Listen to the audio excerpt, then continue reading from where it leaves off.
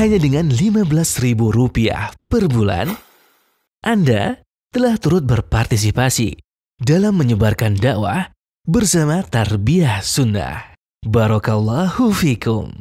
Baik, bismillahirrahmanirrahim. Assalamualaikum warahmatullahi wabarakatuh.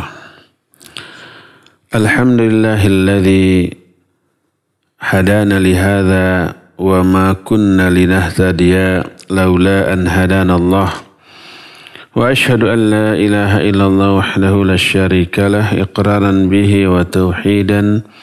Wa ashhadu anna Muhammadan abduhu wa rasuluh sallallahu alaihi wa ala alihi wa ashabihi wa sallam tasliman mazidan wa ba'd. Para pendengar radio Tarbiyah Sunnah Bandung, para pendengar dari anggota Majelis Ta'lim Mumtaz Indonesia, para alumni haji atau umrah di bawah pengelolaan travel Nasratul Ummah atau Travel Mumtaz, di mana saja Anda berada, para pendengar radio-radio lain yang ikut gabung, para pemirsa Persada TV, Niaga TV, dan TV-TV lain, serta para netizen melalui akun manapun di mana saja Anda berada. Alhamdulillah kembali kita berjumpa melanjutkan kajian kitab Ad-Da'wah Dawa susunan Al-Imam Ibnu Qayyim rahmatullahi alaih. Kita masih sedang berbicara tentang sanksi atau hukuman bagi para pelaku dosa atau kemaksiatan. Salah satu di antara dampak buruk dari dosa atau maksiat adalah tujibul qati'ah bainal amdi wa baina rabbih, yaitu terputusnya hubungan antara seorang hamba dengan Allah Azza wa Jalla. Selama ini seorang hamba mukmin selalu tersambung, selalu terkait dengan Allah Azza wa Jalla karena adanya silah. Silah itu artinya penghubung. Silahnya berupa apa? Berupa iman, berupa saling meridhai, berupa saling mencintai. Orang-orang mukmin mencintai Allah dan Allah pun mencintai mereka. Allah berfirman, yuhibbuhum wa yuhibbunah. Ya ayyuhalladzina amanu may yartadda minkum an dini fasawfa ya'tillahu biqaumin yuhibbuhum wa yuhibbunah. Allah mencintai mereka, mereka juga mencintai Allah. Allah ridha kepada mereka, mereka pun ridha kepada Allah. Radhiyallahu anhum wa radu an. Allah ridha kepada mereka, mereka juga ridha kepada Allah. Saling mencintai, saling meridhai.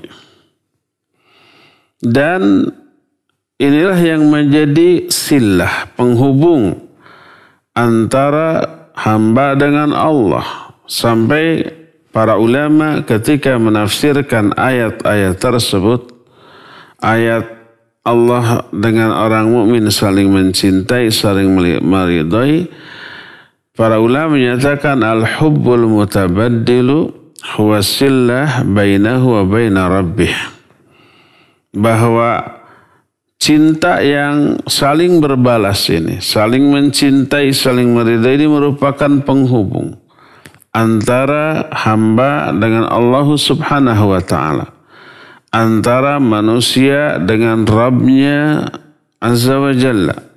Dan ini penghubung yang kuat.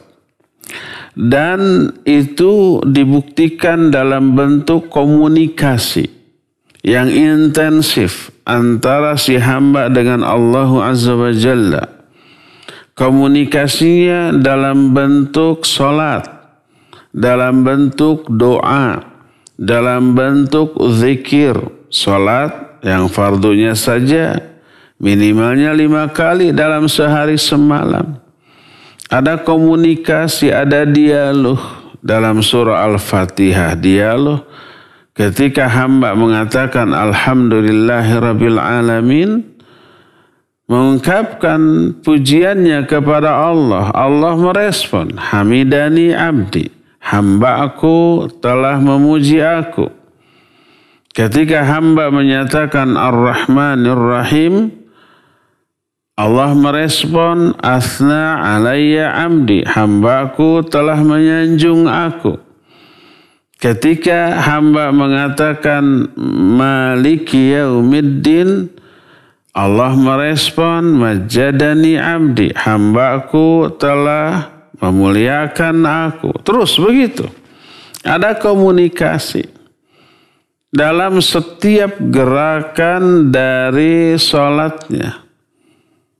Kalau sholat sunat lebih banyak lagi.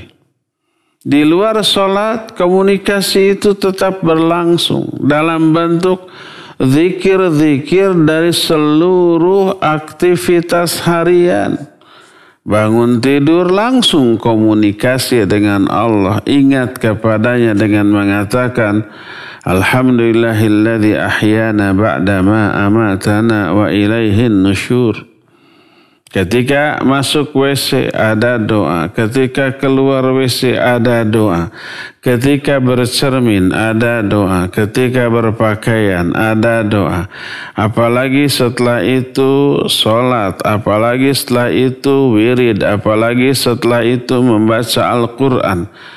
Ketika makan ada zikir, ba'da makan ada zikir, masuk keluar rumah ada zikir, naik kendaraan ada zikir. Itu komunikasi. Dan itu adalah silah. Itu adalah penghubung. Itu adalah adanya ikatan yang luar biasa erat antara Allah dengan seorang hamba. Apa yang dilakukan oleh seorang hamba ketika mengungkapkan cintanya kepada Allah dalam bentuk ibadah, dalam bentuk amal soleh, dalam bentuk melakukan kebaikan, melaksanakan seluruh perintahnya, menjauhi semua larangannya, memperoleh respon berlipat dari Allah Azza wa Jalla. Aksi kita sekian oleh Allah dibalas 2 kali lipat bahkan lebih.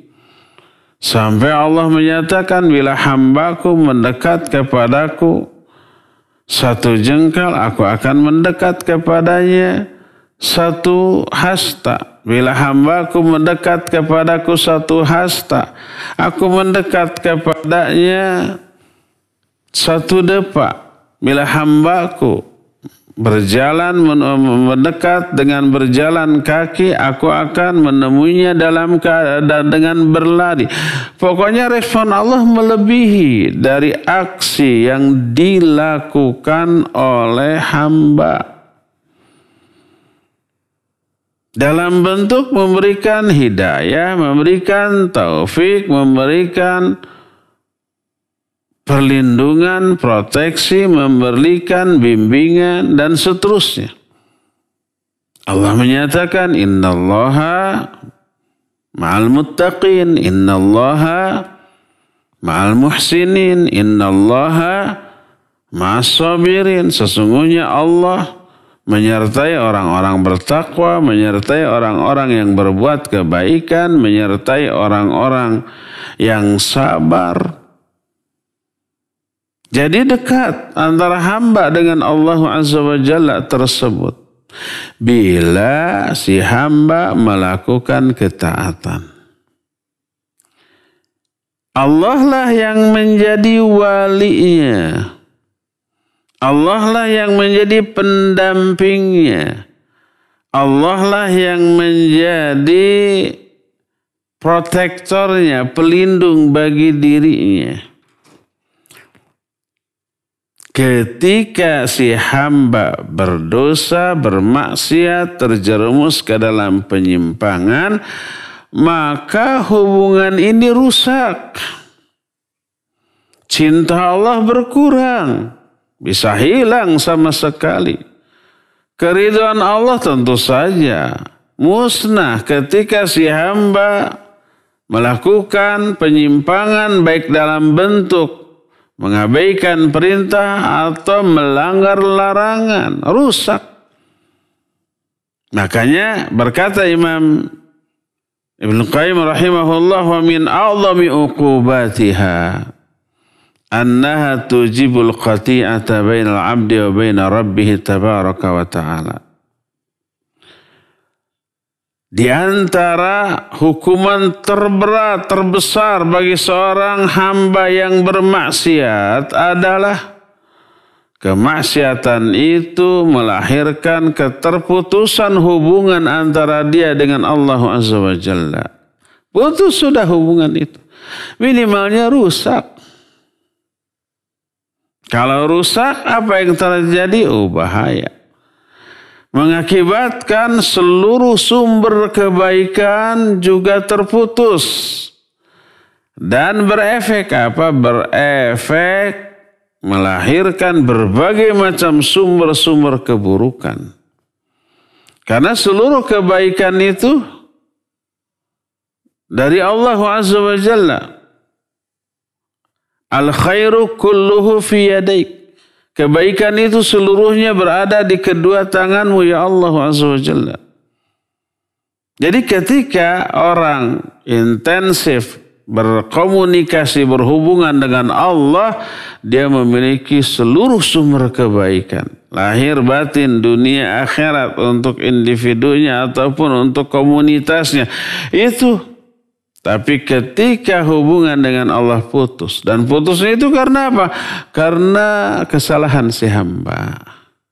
Putuslah seluruh sumber kebaikan dan otomatis berganti dengan keburukan.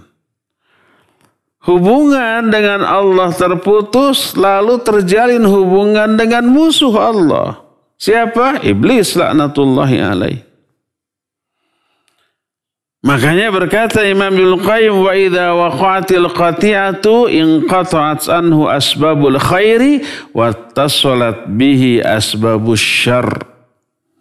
Apabila terjadi putusnya hubungan antara seorang hamba dengan Allah, terputus pula dari hamba itu seluruh sebab-sebab kebaikan dan tersambunglah kepada si hamba seluruh sebab-sebab keburukan. Kalau sudah demikian, coba kehidupan yang bagaimana lagi yang akan dimiliki oleh si hamba? Kebahagiaan yang mana yang bisa diraih, harapan apa yang bisa dicapai oleh seorang hamba yang terputus seluruh sebab-sebab kebaikan, terputus hubungan antara dia dengan walinya yaitu Allah Azza wa Jalla yang merupakan zat yang kita tidak bisa sedetik pun berlepas diri darinya. Dan tidak ada pengganti yang bisa menggantikannya.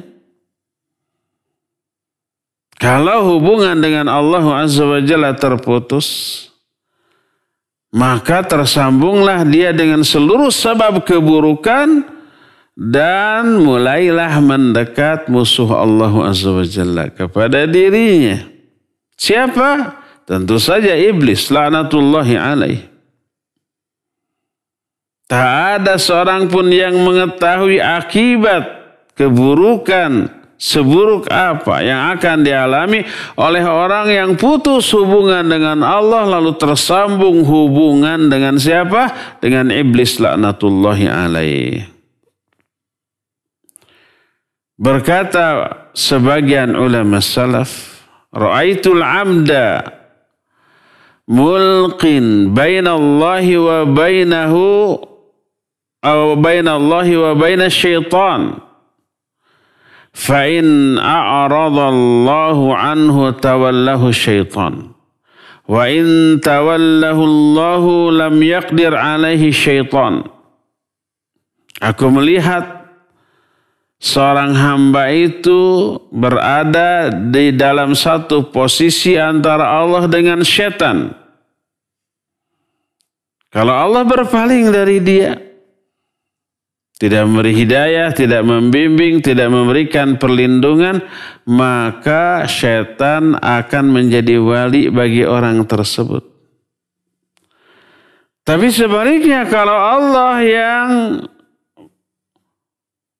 melirik dia, menjadi wali baginya, mencintainya, tentu saja Allah mencintai si hamba karena ibadah, amal soleh, kebaikan yang dilakukan oleh si hamba, syaitan tak akan lagi mampu untuk menggodanya. Diberikan perlindungan kepada Allah SWT. Respon Allah kepada hamba yang menerapkan syariatnya, salah satunya perlindungan. Sampai Nabi SAW menyatakan bila seorang hamba keluar rumah lalu berkata, berdoa bismillahi tawakkaltu ala Allahi la hawla wa la quwata illa billah. Orang itu diberikan perlindungan, diberikan kecukupan, diberikan bimbingan. Lalu si syaitan angkat tangan. Nggak bisa apa-apa kata si setan. Apa sih yang bisa kalian lakukan kepada orang yang sudah diberikan perlindungan, penjagaan, bimbingan, kecukupan? Nggak mampu berbuat apa-apa setan. Maka jangan jadikan setan sebagai wali dengan cara berdosa dan bermaksiat. Allah Azza wa Jalla berfirman dalam Al-Quran, salah satunya adalah surah Al-Kahfi ayat 50. Allah Subhanahu wa Ta'ala menyatakan, wa idh qulna lil malaikati isjudu li Adama fasajadu illa iblis kana minal jinni fafasaqa an amri rabbih afatattakhidunahu wa dhurriyyatahu awliya'a min duni wa hum lakum adu bi'sa lidh-dhalimina badala. Kata Allah Azza wa Jalla, ingat dahulu kala ketika kami berkata kepada para malaikat, sujudlah kalian kepada Adam.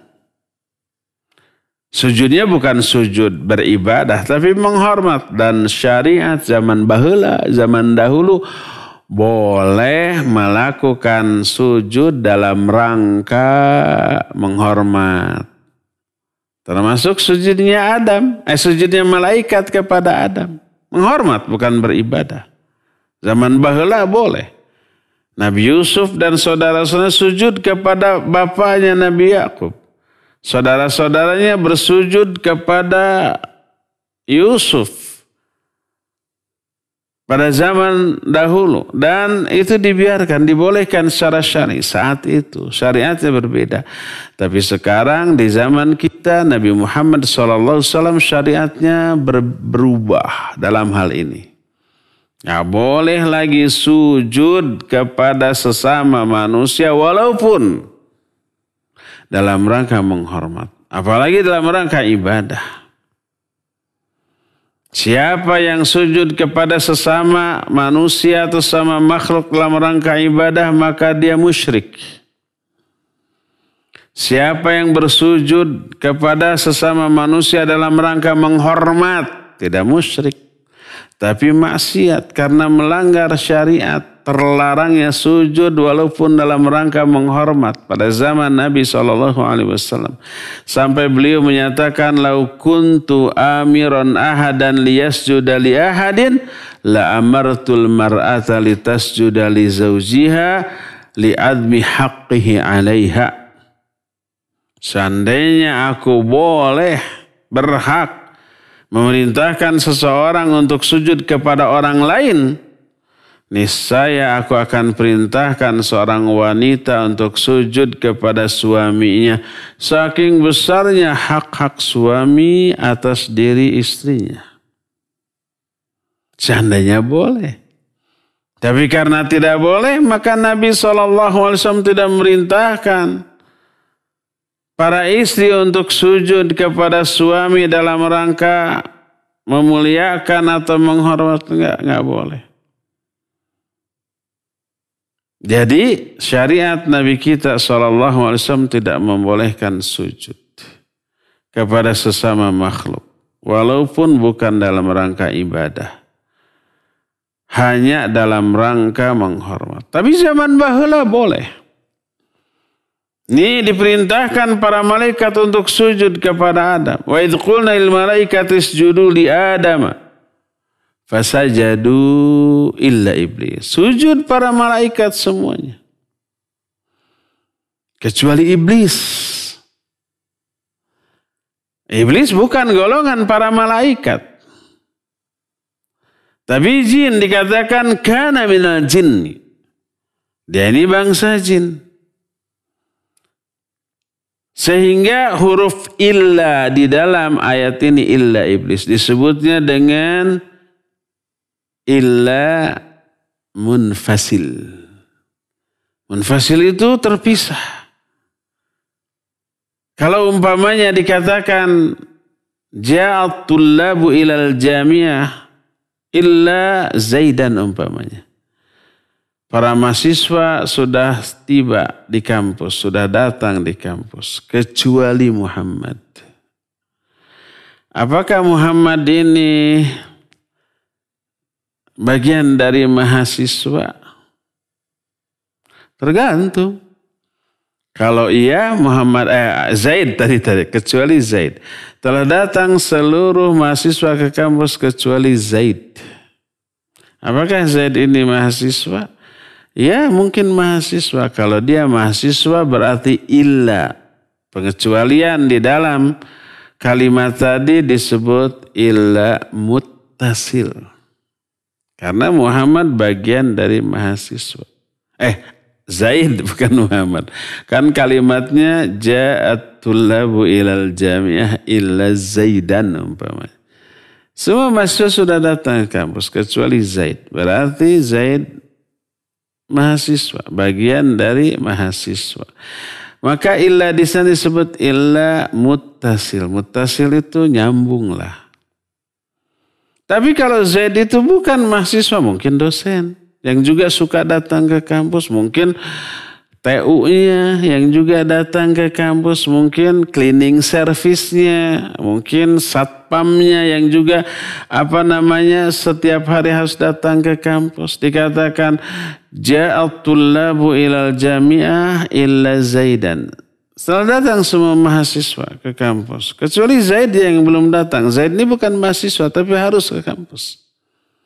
Maka illa di sana disebut illa munfasil, terpisah dari kelompok mahasiswa. Nah, saat itu wa idh qulna lil malaikati isjudu li Adama fasajadu illa iblis. Ingat ketika kami berbicara kepada para malaikat, sujud kalian kepada Adam. Seluruh malaikat sujud. Kecuali iblis. Iblis bukan golongan malaikat. Tapi juga diperintahkan sujud. Illa di sana disebut illa munfasil. Karena iblis bukan golongan malaikat tapi golongan jin. Sebagaimana firman Allah kana minal jin. Dalam surah Al-Kahfi ayat 50 ini.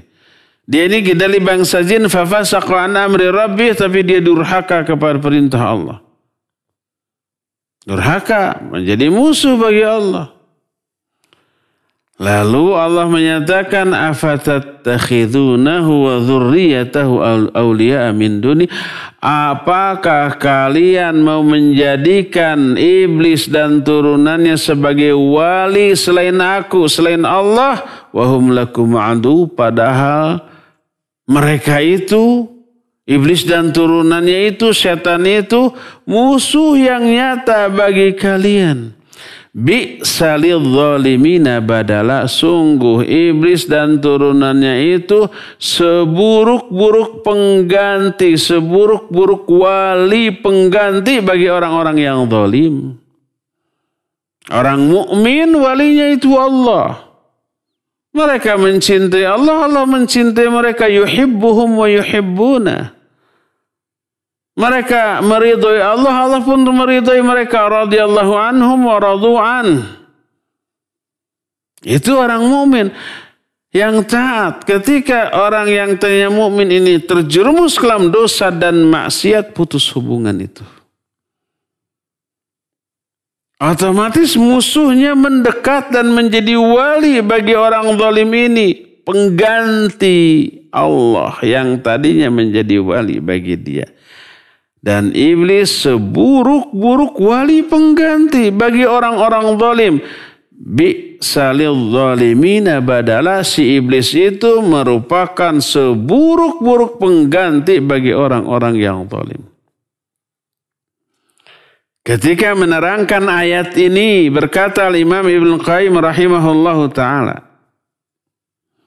kata beliau, yaqulu subhanah li ibadi, berfirman Allah subhanahu wa ta'ala kepada hamba-hambanya, ana akramtu abakum wa rafa'tu qadrahu wa fadaltuhu ala ghairihi fa amartu malaikati kullahum ayyasjudu lahu takriman lahu wa tashrifan fa ata'uni wa aba aduwi wa aduwuhu fa asa amri wa kharaja an ta'ati فَكَيْفَ يَحْسُنُ بِكُمْ بَعْدَمَا أَنْ تَتَّخِذُوهُ وَذُرِّيَّتَهُ أَوْلِيَاءَ مِنْ دُونِي فَتُطِيعُونَهُ فِي مَعْصِيَتِي وَتُوَلُّونَهُ فِي خِلَافِ مَرْضَاتِي وَهُوَ أَعْدَى عَدُوٍّ لَكُمْ فَوَالَيْتُمْ عَدُوِّي وَقَدْ أَمَرْتُكُمْ بِمُعَادَتِهِ. Kata Allah Azza wa Jalla kepada hamba-hambanya, aku telah muliakan bapak-bapak kalian yaitu Adam. Aku angkat derajat kemuliaannya. Aku lebihkan dia di atas makhluk yang lainnya.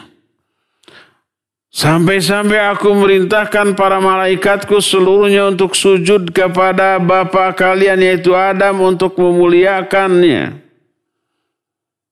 Maka malaikat semuanya mentaati aku ketika diperintahkan sujud. Tapi musuhku dan musuh bapakmu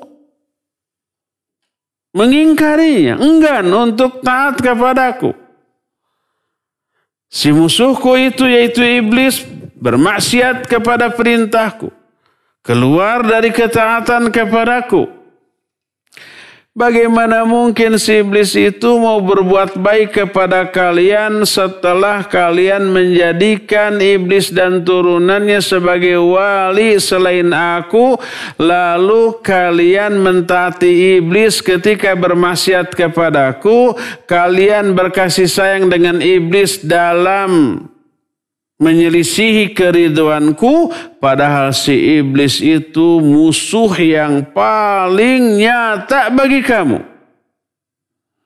Kalian menjadikan musuhku sebagai wali bagi kalian, padahal aku memerintahkan kalian untuk memusuhi mereka. Berdasarkan hal itulah maka dikatakan iblis itu seburuk-buruk wali pengganti bagi orang-orang zalim.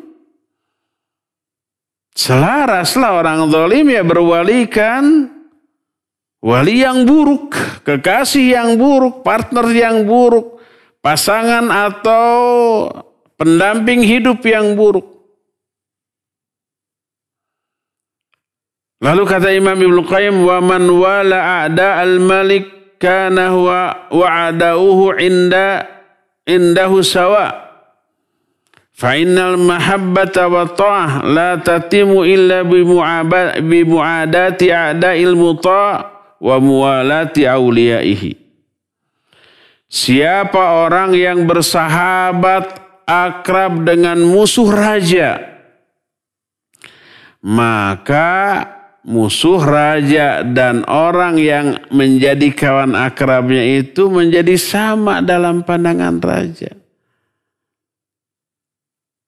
Sahabat musuhku adalah musuhku juga. Kan gitu ya? Malah sebaliknya musuh dari musuhku adalah sahabatku. Musuh Allah adalah iblis. Siapa yang memusuhi iblis? Kekasih Allah. Siapa yang bersahabat dengan iblis? Musuh Allah Azza wa Jalla. Karena cinta dan ketaatan tidak akan sempurna kecuali dengan memusuhi musuh-musuh dari pihak yang dicintainya dan yang ditaatinya. Adapun disebutkan wa amma an tuwaliya a'da al-malik thumma tad'i annaka muwalinlah fahada muhal. Adapun kalau kamu bersahabat dengan musuh sang raja lalu kamu mengklaim bahwa kamu pun bersahabat dengan raja, mustahil. Siapa orang yang bersahabat dengan musuh raja, tapi dia mengklaim mengaku saya juga sahabat sang raja. Mustahil itu, nggak mungkin ya. Wahada law lam yakun adul malik aduan lakum. Jadi mustahil kalau musuh raja itu bukan musuh bagi dirimu. Musuh raja bukan musuh bagimu. Berarti kamu pun tidak bersahabat dengan raja.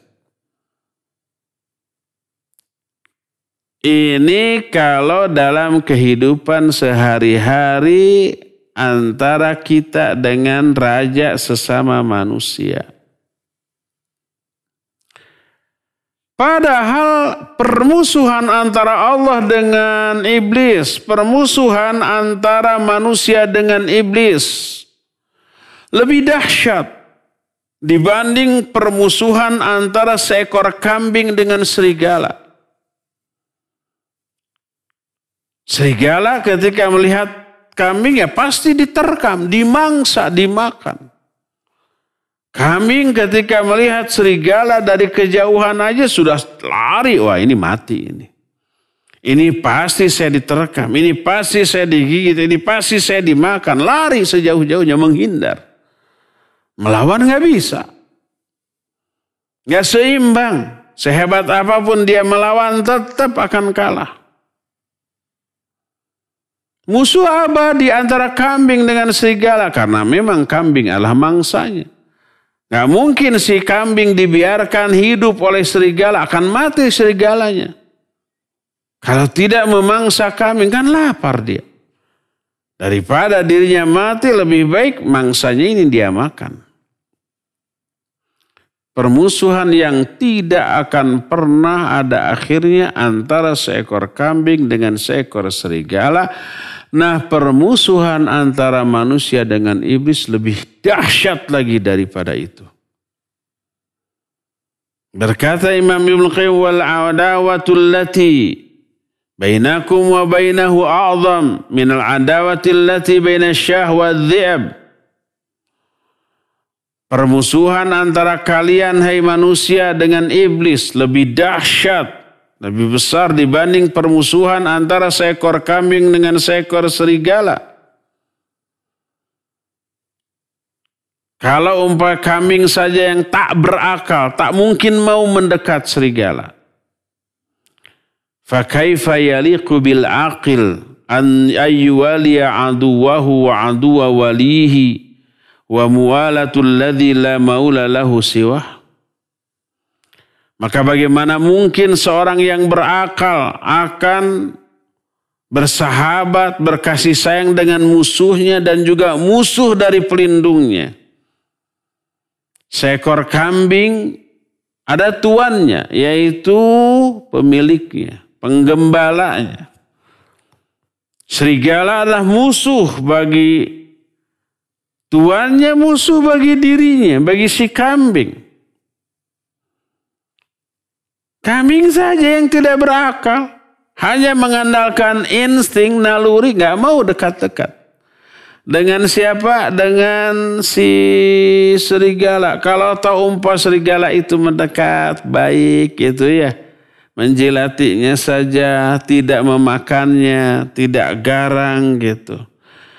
Itu pasti ada maunya. Yaitu apa? Mungkin dia belum lapar banget, baru kenyang, baru makan kambing lain di tempat lain. Nah, ada kambing lain, dijinakin dulu, dililindek kata orang Sunda mah.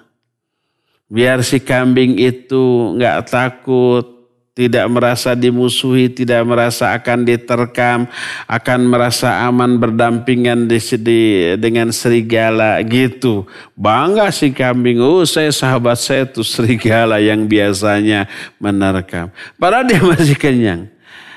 Besoknya ketika lapar lagi, gewewek saja digigit. Diterkam kemudian dimakan. Maka insting seekor kambing gak akan mungkin mau dekat-dekat. Apalagi manusia sebagai makhluk yang berakal. Dan Allah Azza wa Jalla sudah memberikan peringatan tentang buruknya persahabatan seorang manusia dengan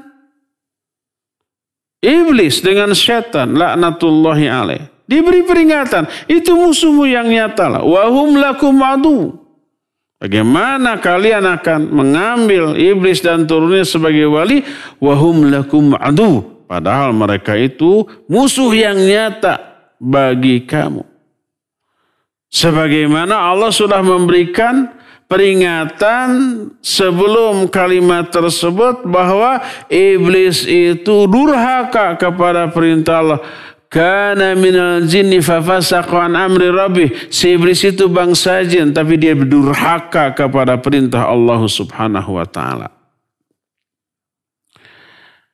Maka dari sini jelaslah bahwa permusuhan si iblis kepada Allah dalam bentuk kedurhakaannya merupakan permusuhan juga terhadap kita. Dan permusuhan iblis baik kepada Allah maupun kepada manusia menjadi sebab yang jelas bagi kita juga untuk memusuhinya. Maka bagaimana mungkin kita akan bersahabat dan mentaati seruan iblis?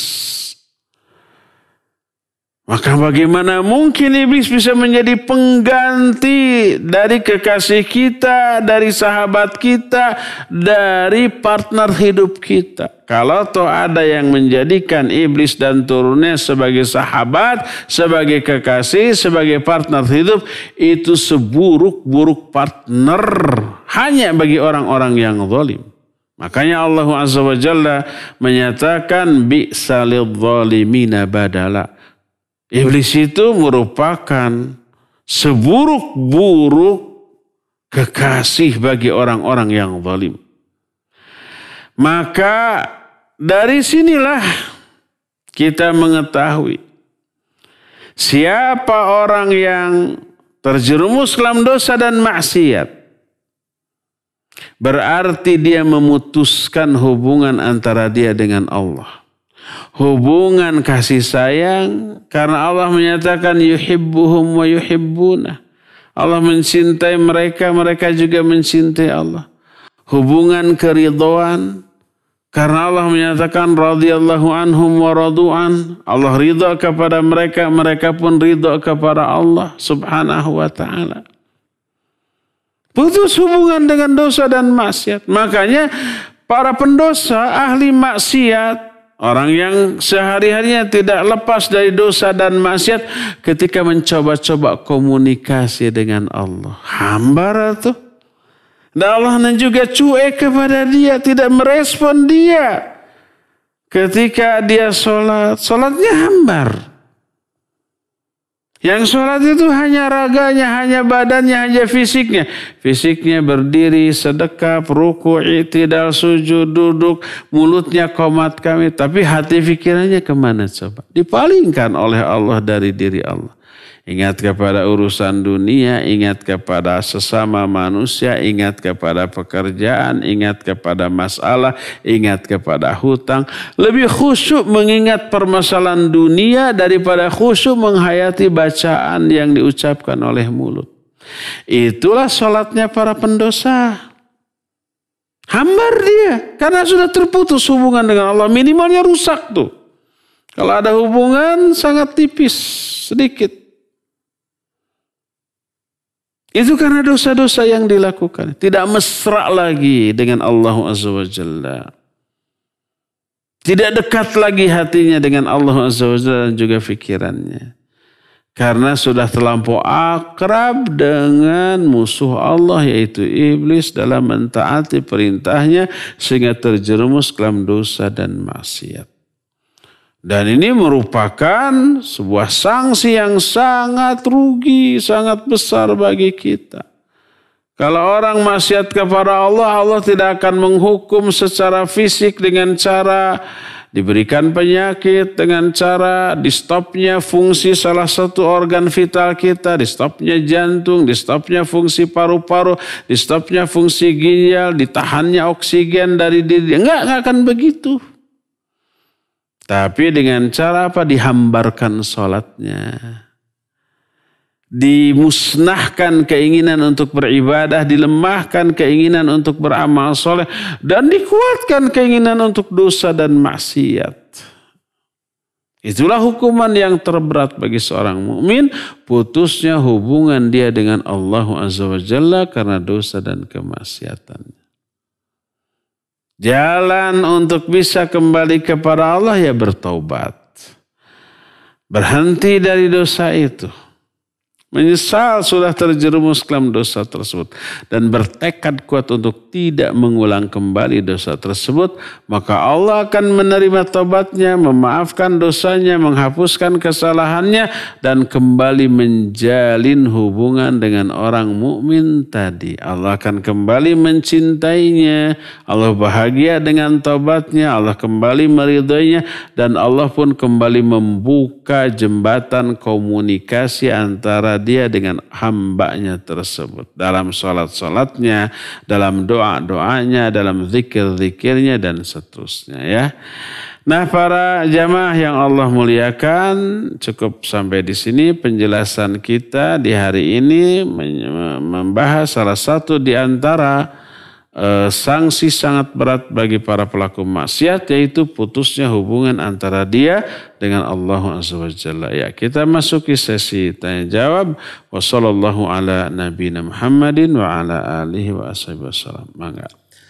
Syukran Ustaz atas pemaparan materi yang disampaikan. Khotiman azanillah wa iyyakum, para pendengar dan pemirsa dimanapun antum berada yang menyimak kajian Islam ilmiah di pagi hari ini. Silakan bagi yang akan bertanya bisa bertanya langsung kepada Ustadz melalui line telepon di nomor 02286862637 atau bisa melalui pesan singkat ke nomor 081122714776. Baik, sudah ada penelpon yang masuk, kita angkat terlebih dahulu ya. Silakan. Silakan.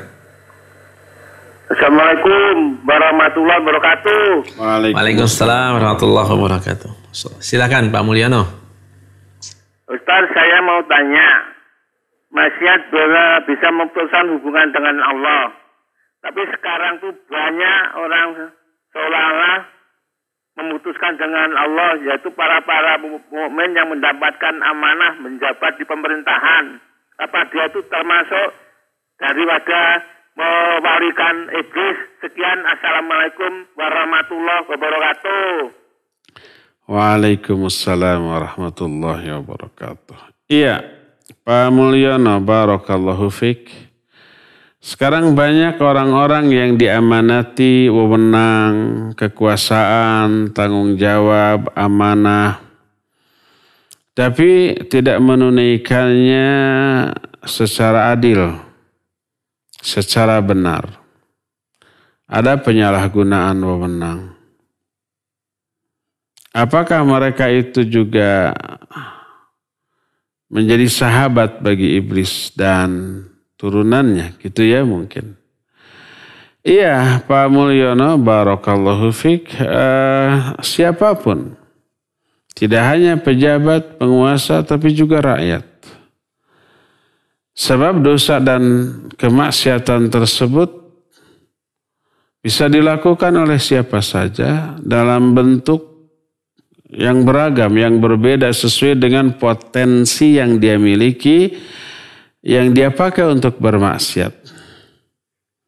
Kalau umpamanya pejabat yang punya wewenang dan kekuasaan, Penyimpangannya berupa penyalahgunaan wewenang tersebut, korupsi terhadap harta negara yang dikuasainya. Kalau rakyat ya tidak bisa melakukan itu karena tidak memiliki hal itu, nggak punya wewenang, nggak punya pangkat, jabatan, kekuasaan, tidak memegang uang orang. Tapi dalam bentuk yang lain, dalam bentuk iri dengki kepada sesama, mungkin iri dengki kepada para pejabat juga. Menuduh orang yang punya kekuasaan dengan tuduhan-tuduhan yang tidak terbukti umpamanya, ya bisa saja. Jadi baik pejabat ataupun rakyat biasa bisa menjadi kekasih iblis dan turunannya. Walaupun dua-duanya juga berpotensi untuk menjadi kekasih Allah dan musuh iblis. Ada nggak pejabat berkuasa tapi taat, soleh? Ya ada lah. Kita tidak berbicara di Indonesia dan tidak berbicara di sini saja. Zaman sekarang, zaman baheula para khulafaur rasyidin orang-orang yang amanah. Zaman baheula para penguasanya orang-orang yang soleh. Mereka tidak menyalahgunakan wewenang, tidak menyalahgunakan kekuasaannya, tidak korupsi terhadap harta yang menjadi wewenangnya, enggak sama sekali. Pernah kan saya cerita seorang gubernur yang soleh menjadi orang yang termiskin di negerinya di zaman Umar bin Khattab radhiyallahu anhu. Dan ketika Umar bin Khattab memberikan santunan, tunjangan kepada gubernur yang apabila diuangkan sekarang bernilai miliaran, dia sedih dan merasa kehancuran sudah memasuki rumahnya. Istrinya menganjurkan sudah dibagikan sampai habis kepada fuqara dan masakin, kemudian dia kembali miskin seperti sedia kala. Gubernur itu kekuasaannya besar, hartanya yang apabila dia ingin miliki secara halal bisa melimpah. Apalagi kalau secara tidak halal. Ada yang soleh, ya ada. Ada yang menjadi kekasih Allah di kalangan para pejabat dan penguasa. Ada. Zaman baheula, nggak tahu zaman sekarang. Ada nggak rakyat biasa zaman baheula yang durhaka? Ya banyak. Jadi tidak menjadi dominasi para penguasa, para pejabat untuk menjadi kekasih dari iblis. Rakyat biasa pun bisa. Dan tidak menjadi dominasi rakyat yang fakir dan miskin untuk menjadi kekasih Allah. Pejabat, penguasa juga bisa menjadi orang-orang yang soleh. Ya, wallahu a'lam bishawab. Silakan. Baik, syukran Ustaz atas jawaban yang disampaikan. Kami kembali mengundang kepada para pendengar dan pemirsa dimanapun antum berada yang akan bertanya kepada Ustaz melalui line telepon. Silakan bisa melalui line telepon di nomor 022-8686-2637 atau bisa melalui pesan singkat ke nomor 0811-227-1476. Baik, kita ke penanya melalui pesan singkat.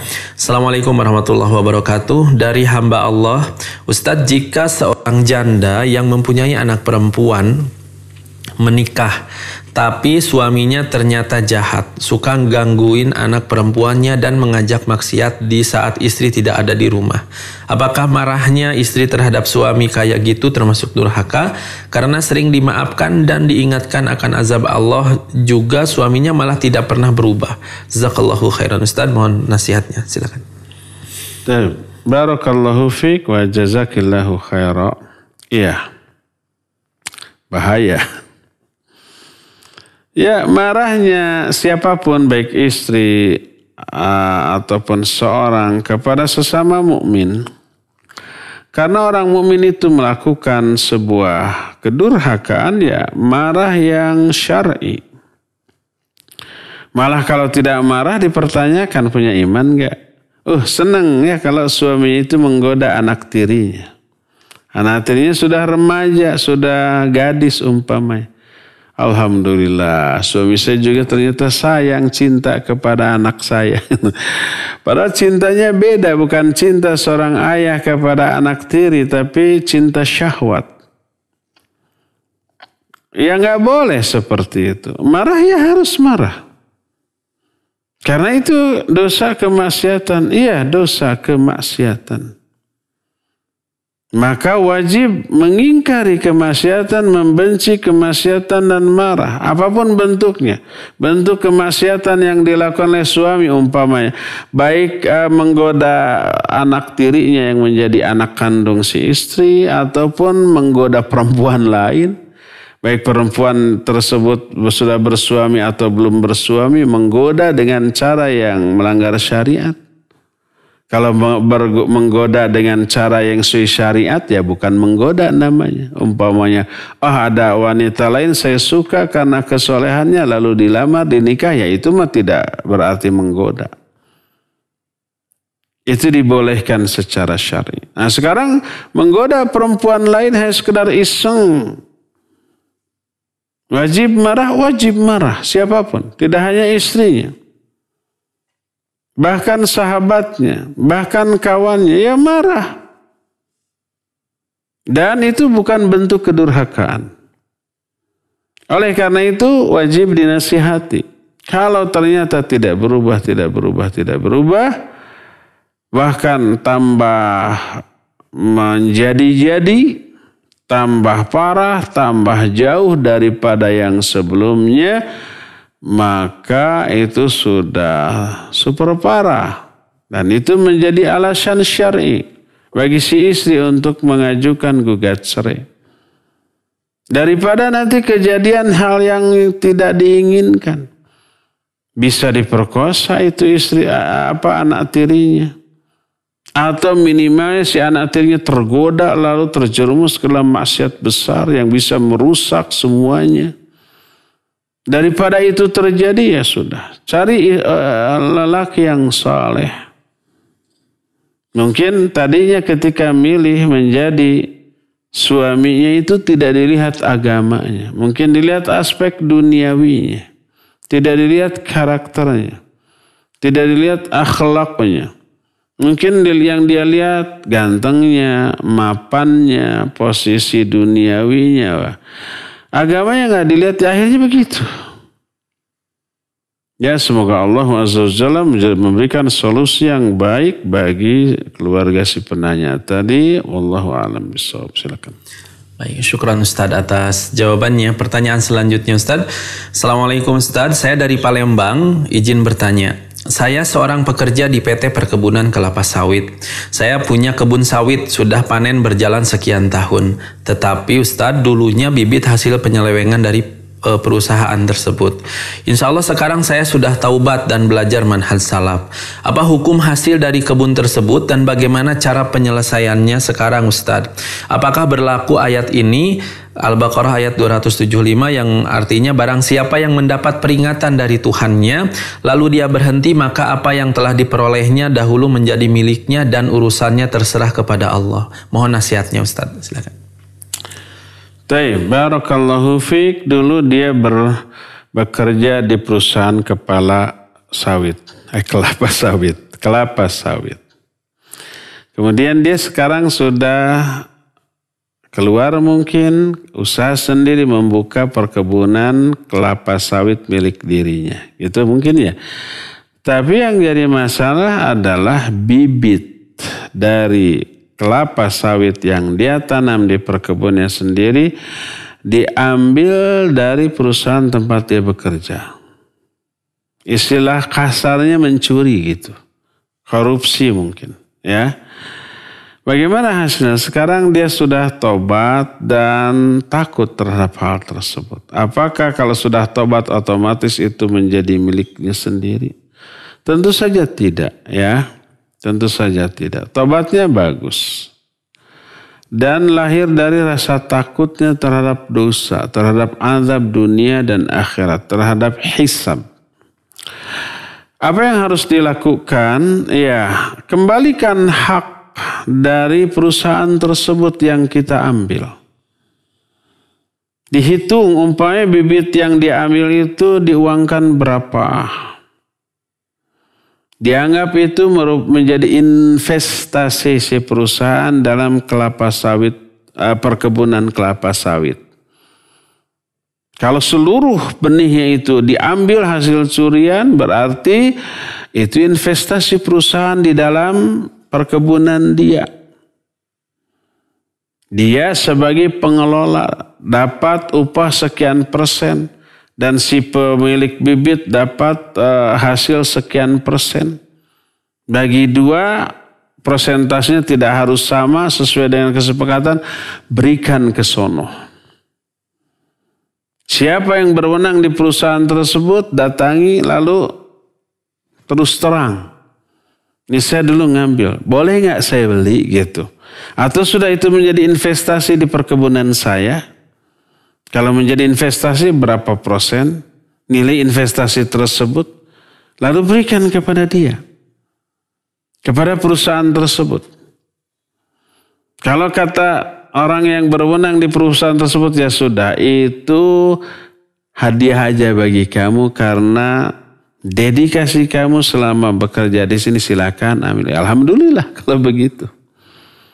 Tapi kalau gitu bagi dua saja 50-50. Udah bagi dua 50-50. Ya, itulah jalan keluar dari masalah yang sedang dihadapi oleh penanya tadi. Wallahu a'lam bishawab. Silakan. Baik, syukran Ustadz atas jawabannya. Khotiman azani Allah wa iyyakum, kembali kami mengundang kepada para jamaah yang menyimak kajian secara online. Silakan yang akan bertanya secara langsung kepada Ustadz bisa melalui line telepon di nomor 022 86862637. Sekali lagi di nomor 022 86862637 atau bisa melalui pesan singkat ke nomor 0811 227 1476. Baik, sudah ada penanya kembali dari Instagram Ustadz, dari Umu Rausan. Bismillah, afwan Ustadz, izin bertanya terkait doa di awal tahun Hijriah, apakah ada dalilnya Ustadz? Mohon penjelasannya, silakan. Doa di tahun Hijriah ada nggak dalilnya? Taib, barakallahu fiik. Ketika Nabi SAW wafat, belum ada penetapan tahun Hijriah. Kalau bulannya, tanggalnya ya sudah ada. Karena di zaman Nabi SAW sudah ada beberapa ibadah yang didasarkan kepada tanggal dan juga bulan Hijriah. Seperti saum Ramadan, seperti haji, seperti Ayyamul Bid, saum tengah bulan, seperti saum Arafah tanggal 9 Dzulhijjah, seperti saum Asyura di tanggal 10 Muharram. Sudah ada penanggalannya, tapi tahunnya belum.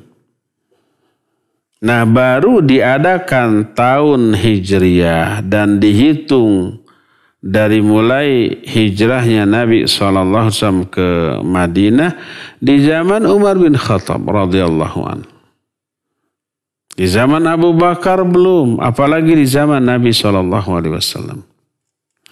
Makanya ketika wahyu masih turun, ketika Nabi SAW masih hidup, belum ada penetapan tahun Hijriah, belum. Tahunnya ya, bulannya dan tanggalnya sudah. Tahunnya yang belum.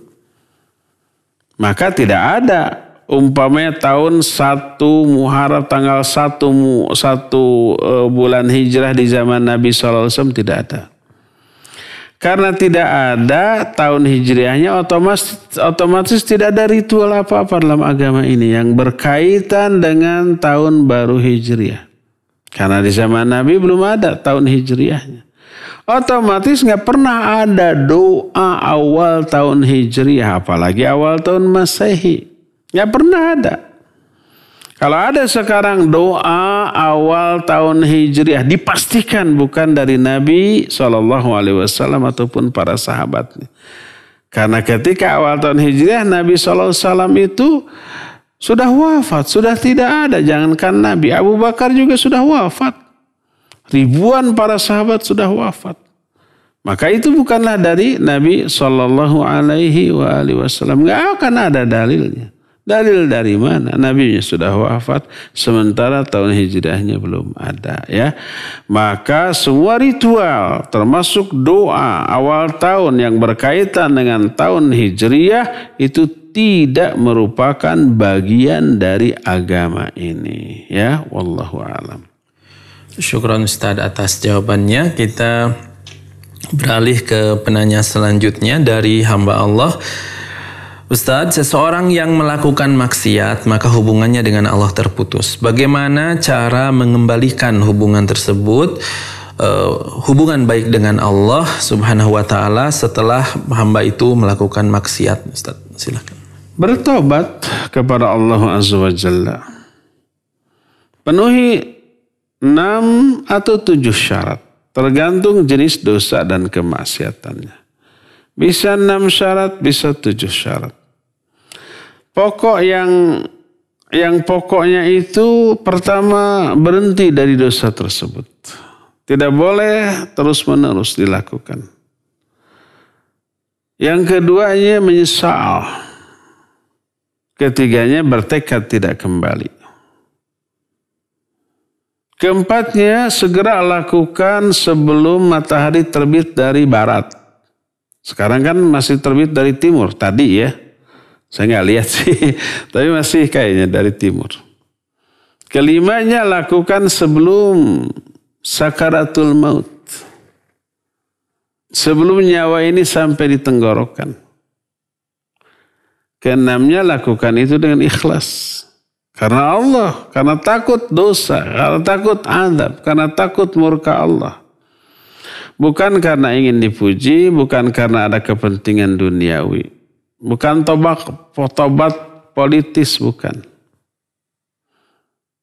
Nah itu 6 persyaratan. Nah yang ketujuhnya ini kalau dosanya berkaitan hak orang lain, kembalikan hak itu. Pernah nyuri barang orang lain, tobat kembalikan barang curiannya. Telah umpamanya menghina dia di hadapan umum, minta maaf, minta dihalalkan, ya. Nah jadi 7 syarat. Ini yang disebut dengan taubatan nasuha, yang memenuhi 7 syarat. Kalau sudah memenuhi 7 syarat ini, taubatnya diterima, maka kesalahannya dihapus oleh Allah, dosanya diampuni, cinta Allah kembali Allah berikan. Ya ayyuhalladzina amanu tubu ilallahi taubatan nasuha. Asa rabbukum ayyukaffira ankum sayiatikum wa yaghfir lakum dzunubakum. Hai orang-orang yang beriman, tobatlah kalian kepada Allah dengan sebenar-benarnya tobat. Allah akan hapus kesalahan kamu dan Allah akan ampuni dosa-dosa kamu. Allah senang enggak? Senang bingit. Lallahu afrahu bitaubati abdi.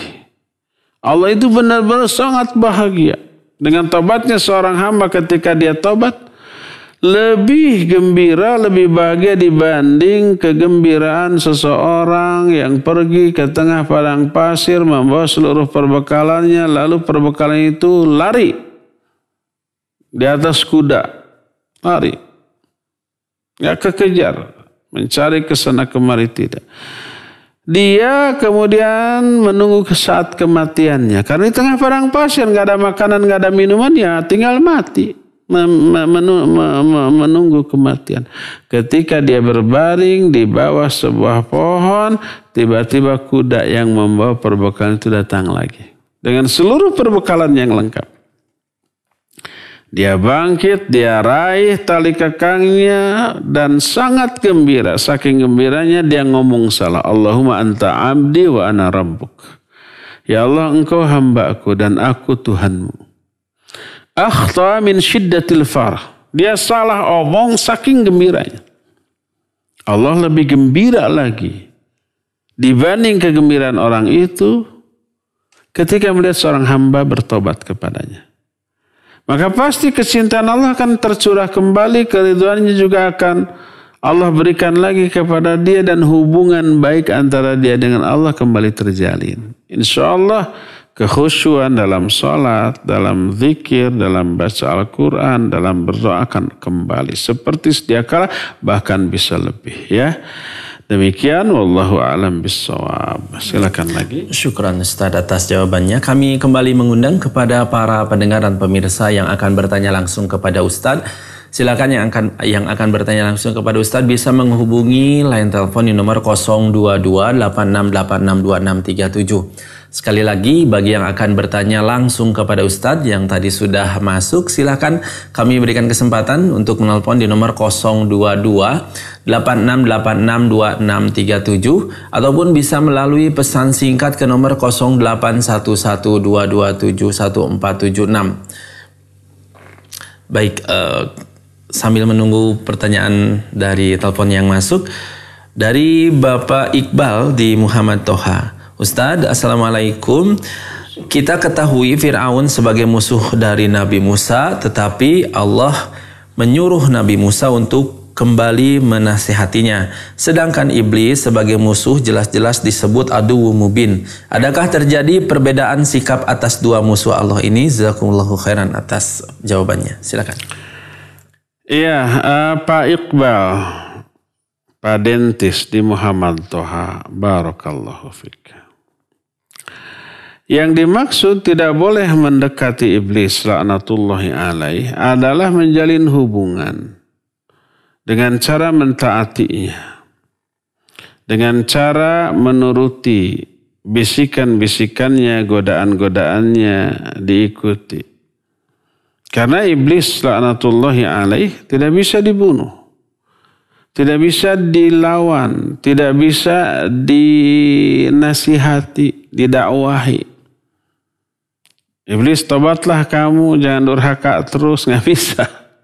Karena kita nggak bisa komunikasi dengan iblis laknatullahi alaih. Jangankan kita, para nabi pun demikian.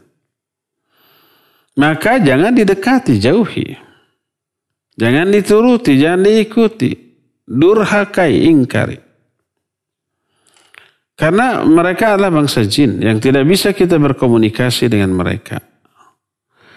Adapun Fir'aun itu orang biasa yang di dalam hatinya ada potensi untuk bertobat. Ada potensi untuk bertauhid. Tapi dia sedang dikuasai oleh iblis laknatullahi alaih. Maka mendekatinya bukan untuk mentaatinya, tapi untuk mendakwahinya. Maka Allah menyuruh Nabi Musa, idhab ila fir'auna innahu tagha. Faqul lahu an tatazakka. Berangkat kamu ke Fir'aun karena dia durhaka. Katakannya kepada dia untuk mensucikan diri, untuk jadi diamanati, diperintahkan oleh Allah datang kepada Fir'aun untuk ibadah, untuk beramal soleh, untuk bertaubat. Mendekati Fir'aun sebagai orang biasa yang sedang dikuasai iblis. Untuk mendakwahinya. Untuk memberi peringatan, menasihatinya. Iya, itu amar ma'ruf nahi munkar, itu dakwah, itu bagus. Tidak hanya Fir'aun, siapapun yang sedang dalam penyimpangan yang besar. Datangi untuk didakwahi, dekati untuk dinasihati, untuk dibimbing, itu dakwah, itu jihad, itu amar ma'ruf nahi munkar, itu bagus, itu diperintahkan. Tidak hanya kepada para nabi, tapi juga kepada para penerus para nabi tersebut. Para ulamanya, para duatnya, para asatidnya, iya datangi. Karena mereka masih memiliki kans atau kesempatan, kemungkinan untuk berhenti, untuk tobat. Kalau toh tidak menurut, tidak tobat, tidak berhenti, minimal kita sudah iqamatul hujjah kepada mereka. Sudah menyampaikan dakwah kepada mereka. Adapun iblis dalam bentuk jin nggak bisa.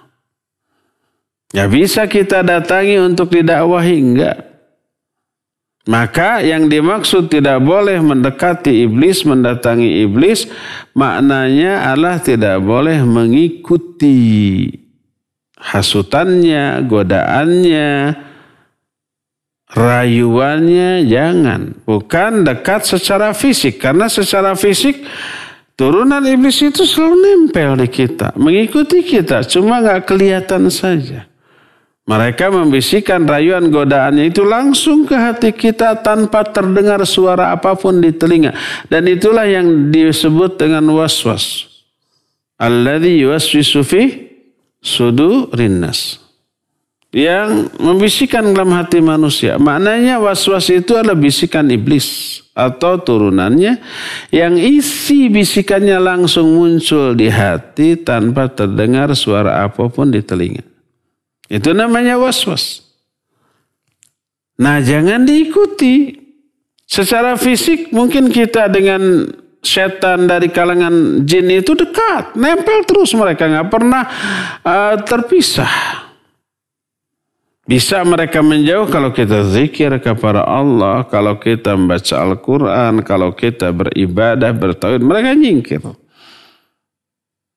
Nah, di saat kita lalai datang lagi mendekat. Mereka yang selalu mendekat, bukan kita yang mendekat secara fisik.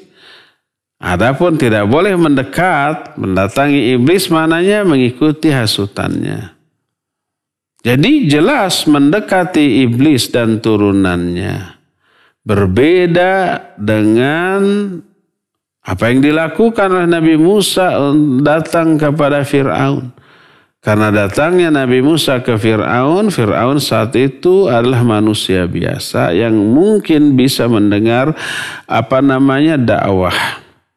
Dan datangnya untuk mendakwahi, bukan untuk mengikuti, mentaati, menghambakan diri kepada Fir'aun agar dapat posisi, jabatan, harta, kekuasaan. Enggak. Tapi untuk mendakwahi dengan risiko dibunuh. Dengan risiko bisa dianiaya, ya. Jadi pendekatan kepada Fir'aun berbeda jauh dengan pendekatan kepada iblis dan setan yang menjadi turunan iblis. Wallahu a'lam. Silakan. Syukran Ustaz atas jawabannya. Kita akan mengangkat pertanyaan dari telepon. Ya, silakan. Halo. Assalamualaikum. Waalaikumsalam warahmatullahi wabarakatuh. Lebih keras lagi, Pak. Dengan Bapak siapa di mana? Waalaikumsalam. Mau tanya Pak Ustaz. Siapa di mana, Pak? Oh, Abu Hilma, maaf. Ya. Abu Hilma. Silakan. Apakah pelaku bid'ah itu juga suatu memutuskan hubungan dengan Robnya gitu? Pak Ustaz, itu yang ke satu. Yang kedua, termasuk yang memutuskan hubungan dengan Robnya. Ya, kedua, apakah kalau misalnya ada ustadz yang disebut ahli bidah itu, apakah yang ikut tahlilan, tidak ikut ayat, mengikut tahlilan mulu dan itu, apakah itu sudah disebut ahli bidah belum gitu ya? Itu aja. Taib. Itu, terima kasih. Assalamualaikum warahmatullahi wabarakatuh. Waalaikumsalam warahmatullahi wabarakatuh. Iya, Pak Abu Ilma di Cimahi, barakallahu fik. Kebid'ahan termasuk salah satu di antara bentuk kemaksiatan yang kadarnya lebih besar. Karena apa? Karena kebid'ahan itu berarti menambah, mengurangi, merubah syariat Allah Azza wa Jalla. Jadi kelancangannya kepada Allah, bukan kepada sesama manusia. Kalau maksiat merugikan atau durhaka kepada sesama manusia, mengambil hak sesama manusia seperti menghina, mencela, merampas kehormatan mereka, mencuri, merampok, atau menyakiti secara fisik, maka itu adalah sebuah kejahatan. Ya, bagaimana kalau umpamanya di dalam kehidupan bernegara, ulil amri atau pemerintah memiliki aturan dan aturannya dibuat oleh ahlinya. Untuk apa? Untuk kemaslahatan. Dalam segala segi. Dalam hal umpamanya kependudukan, kita harus memiliki KTP, kartu keluarga, akte kelahiran, paspor dan seterusnya. Dalam hal berlalu lintas, ada aturan lalu lintas. Lalu ada sebagian warga berinisiatif dengan niat yang baik menambah, mengurangi atau merubah aturan tersebut. Umpamanya di KTP ini datanya kurang, tambahkan nomor telepon, nomor HP, tambahkan data lain seperti email, alamat email. Ditambahkan jumlah istri berapa, jumlah anak berapa umpamanya. Ditambahkan. Atau lalu lintas umpamanya. Wah ini 3 lampu ini kurang. Ada merah, ada kuning, ada hijau. Tambah lagi oranye umpamanya. Dengan umpamanya aturan kalau oranyenya berbunyi hurung tenon menyala, itu semuanya harus menyalakan klakson sebagai tanda akan sebentar lagi maju. Ditambahkan, diganti. Kira-kira orang yang berinisiatif seperti itu menambah aturan berlalu lintas, dibiarkan nggak oleh polisi? Enggak. Itu bisa disebut subversif. Menambah-nambah aturan dari apa yang ditetapkan oleh orang yang berwenang, penguasa. Bisa nggak ditangkap polisi? Bisa. Kejahatan bukan? Iya, kejahatan. Berdasarkan hal itulah kalau nambah-nambah aturan sesama manusia saja, merubahnya, menguranginya, merupakan sebuah kejahatan yang bisa dipidana, apalagi terhadap aturan Allah Azza wa Jalla. Oleh karena itulah maka itu merupakan sebuah kemaksiatan. Dan kata Imam Ibnu Qayyim, nanti akan kita temukan pernyataan Imam Ibnu Qayyim di kitab kita ini. Itu lebih disukai iblis daripada maksiat kepada sesama manusia. Kenapa? Pertama itu kelancangan kepada aturan Allah, kepada Allah dan Rasulnya, bukan kepada sama manusia. Yang keduanya merasa benar, merasa ibadah. Karena merasa benar, merasa ibadah, ketika dinasihati, ditegur, marah. Karena itulah, karena merasa benar, merasa ibadah, dia tidak akan bisa bertobat dari hal itu. Tobat dari apa? Saya kan benar gitu ya. Tidak akan bertobat. Kecuali kalau dia berubah pikiran setelah dipatahkan argumentasinya. Oh iya ya salah, baru bisa bertobat. Maka banyak para orang-orang terdahulu yang terjerumus dalam kebidahan kemudian bertobat setelah diberikan hujah yang nyata. Tapi ketika hujahnya itu tidak sampai atau umpamanya tidak mau dia terima, tetap dia tidak akan bertaubat dari kesalahannya. Kalau ahli maksiat, para pelaku umpamanya dosa-dosa kepada sama manusia dalam bentuk mencuri, dalam bentuk mabuk, dalam bentuk berjudi, dalam bentuk berzina, dalam bentuk mencuri, itu merasa salah. Salah. Dan tidak ingin ini dilakukan sampai akhir hayat dan tidak ingin anak turunnya melakukan hal yang sama. Makanya sangat mungkin tobat. Kalau pelaku kebidahan mah tidak. Makanya Imam Ibnu Qayyim menyatakan al-bid'atu ahabbu ila iblis minal ma'asi. Bahwa kebidahan itu lebih disukai oleh iblis daripada kemaksiatan. Itu sampai di sana secara umum. Jangan lalu disimpulkan, oh berarti mereka itu menganggap para pelacur, para pemabuk, para penjudi lebih baik daripada orang-orang yang suka tahlilan gitu. Itu kesimpulan yang keliru karena mereka memang selalu menggunakan ro'yu bukan dalil. Tidak berarti seperti itu ya. Sama dengan ungkapan umpamanya secara umum laki-laki lebih kuat fisiknya daripada wanita. Lalu menyatakan, oh kalau begitu tuh petarung wanita juara dunia itu tetap akan kalah dibanding umpamanya laki-laki yang cingkrak, yang cungkring. Gak begitu, itu per orang. Itu personal. Kita berbicara secara umum, jangan dibawa kepada kasus personal tadi. Enggak. Secara umum generasi terdahulu lebih baik daripada generasi yang berikutnya. Oh, berarti umpamanya ada ahli maksiat di kalangan para sahabat, ada yang maksiat yang terjerumus dalam perzinahan lebih baik daripada Imam Syafi'i, Imam Malik. Enggak begitu. Jadi kita berbicara secara umum, jangan diterapkan pada kasus khusus. Secara umum kebidahan itu lebih disukai oleh iblis daripada apa? Daripada maksiat. Ini secara umum. Lalu jangan diterapkan. Kalau begitu menurut kalian para pelacur, pemabuk, pencuri, pembunuh itu lebih baik daripada orang-orang yang ketika ibadah melakukan kebidahan? Ya enggak. Itu kesimpulan yang keliru, yang salah ya. Karena memang cara berpikir mereka itu sekali kita umpamanya seseorang itu keliru dalam memahami agama akan Allah sesatkan dalam urusan-urusan yang lain.